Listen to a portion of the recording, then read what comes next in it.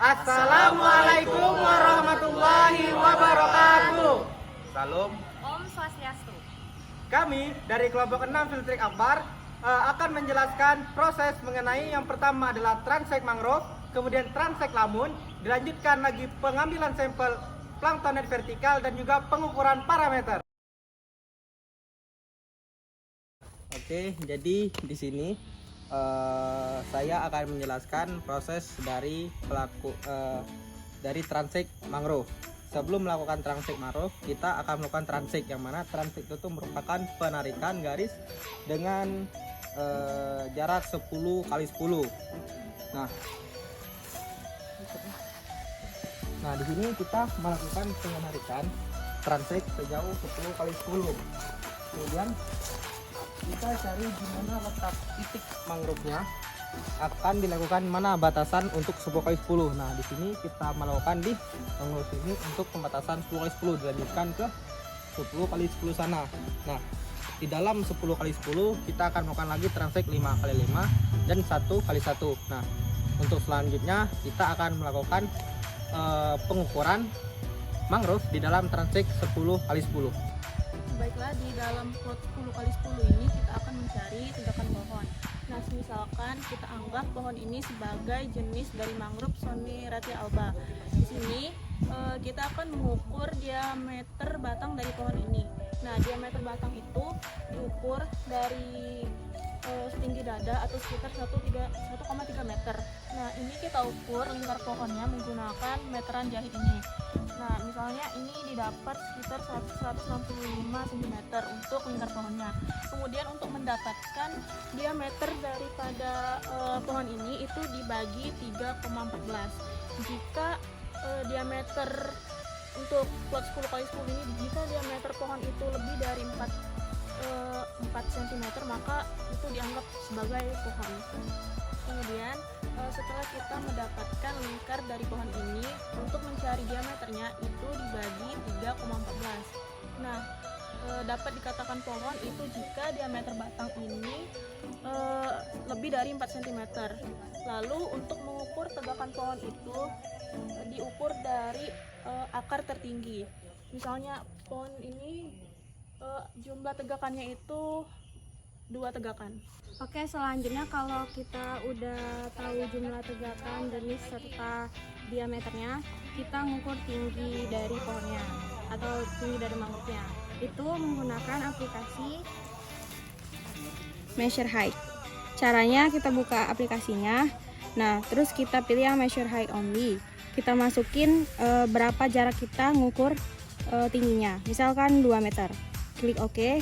Terus kita sorot dari bawah, dari akar sampai ke atas. Kalau udah, itu di screenshot dan didapatkan hasilnya. Jadi kalau udah selesai mengukur tingginya, itu nanti di screenshot. Hasilnya kayak gini, ada height, distance, sama angle-nya. Kalau udah mengukur di plot 10 kali 10, selanjutnya ke plot 5 kali 5. Oke, kita lanjutkan. Sebelumnya kita sudah melakukan pengukuran plot 10 kali 10. Sekarang kita akan melakukan pengukuran plot 5 kali 5, yang dimana kita akan mengukur anakan yang ada pada plot 10 kali 10. Dan kemudian pada plot 5 kali 5 ini kita akan mengukur anakannya tersebut. Baiklah, saya akan menjelaskan pada 5 kali 5 di dalam plot 10 kali 10. Yang pertama itu saya akan menjelaskan apa aja jenis yang ada di sini. Terus saya akan menjelaskan diameternya.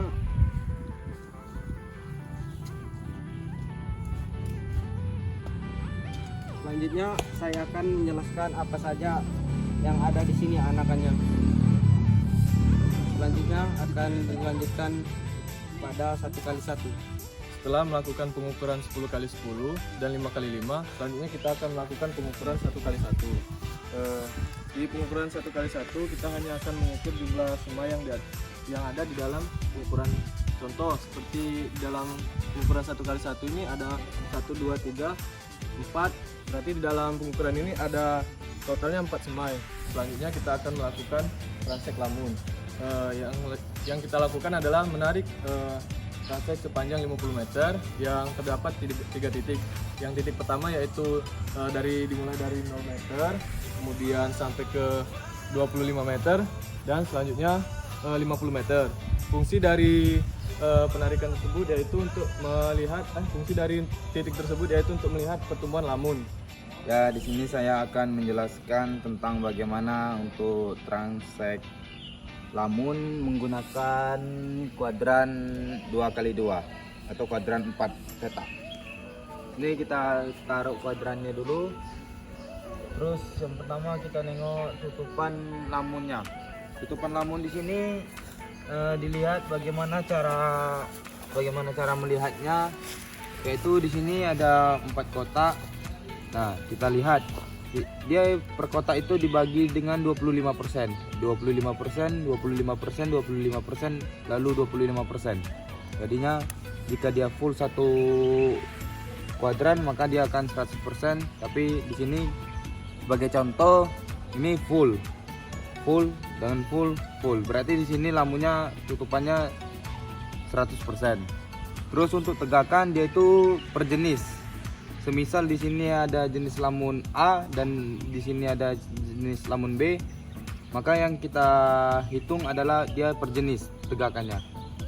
Nah, di sini sekitar contoh di sini lamun A, jenis lamun A ini ada 3 tegakan, dan di lamun B ada 2 tegakan, dan di sini lamun A ada 4 tegakan, di sini lamun B ada 2 tegakan.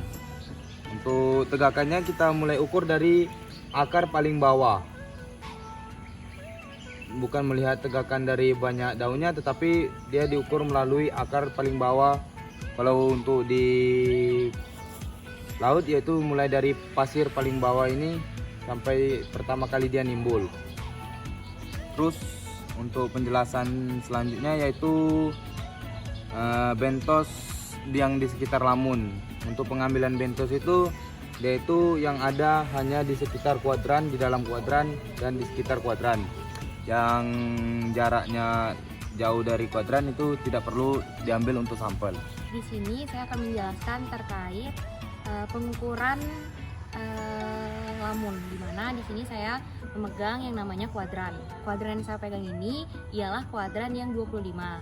Sebelumnya teman saya menggunakan kuadran 4. Nah, di kuadran ini kita akan mengukur 2 hal. Yang pertama adalah tutupan lamun dan yang ketiga adalah tegakan lamun.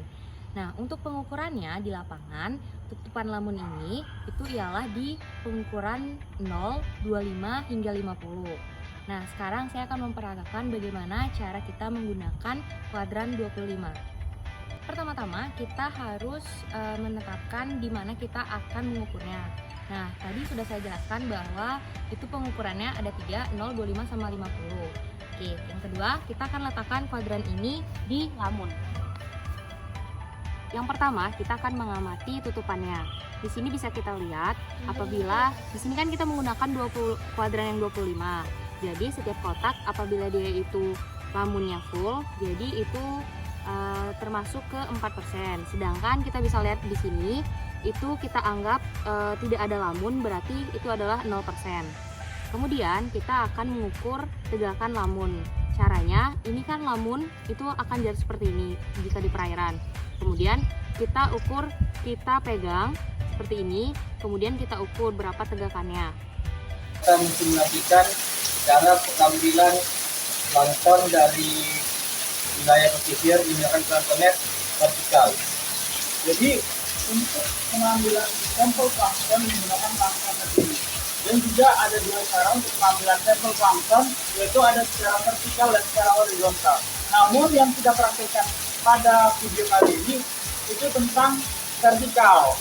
Langsung saja kita lihat bagaimana cara memperagakannya.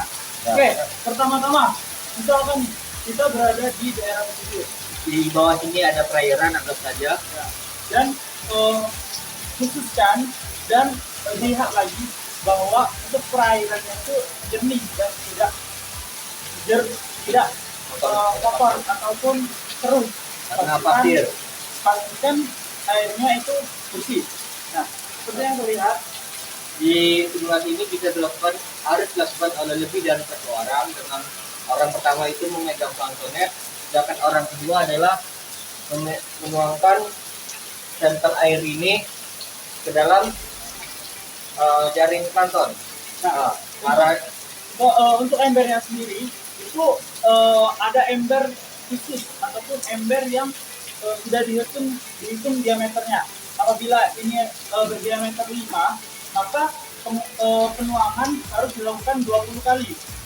Ataupun kalau misalkan diameter ini 10, maka cukup 10 saja. Oke? mulai yang pertama itu adalah angkat jaringnya di atas kepala, usahakan botol ini lurus, tidak bergoyang. Setelah itu pastikan botol di atas permukaan air.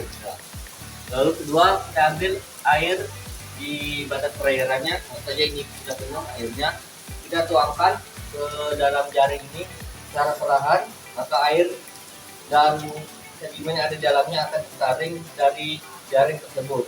Nah, kita lakukan pengulangan ini sampai sesuai dengan diameter dari embernya, karena ember ini adalah 5 kali 5 cm, berarti kita melakukan pengulangan sebanyak 20 kali. Nah, jika sudah sampai 20 kali, Jika sudah 20 kali, botol dapat kita buka, kemudian kita ganti tutup dengan tutup yang rapat, dengan tutup yang lebih rapat, dan selanjutnya ditambahkan pokoknya tambahkan cairan 3-4 tetes larutan formalin agar plankton terawetkan sebelum dimasukkan ke dalam tumpuk. Baik, sekarang kita lanjut ke multiparameter untuk mengukur parameter lingkungan. Nah, jadi pada saat kita melakukan field trip di Pahawang, itu kita menggunakan 2 jenis multiparameter.